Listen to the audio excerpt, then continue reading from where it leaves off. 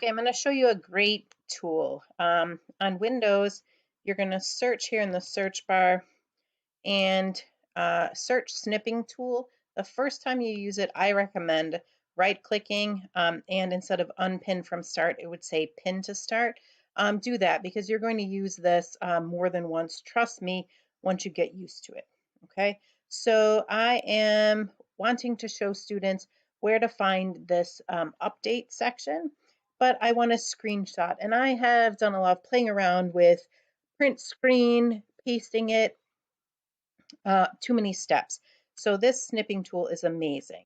I'm going to click new. As soon as I do, everything is going to get grayed out. And I'm going to select what I want. And I really just need this section of the screen.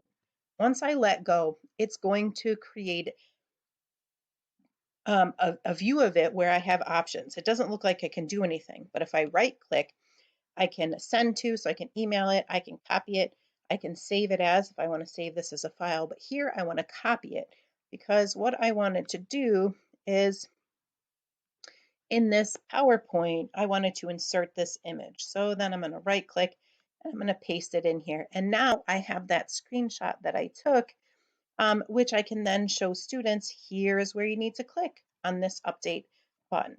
Okay, so there is a very easy way to use the snipping tool to take a quick picture of anything that you see on your screen.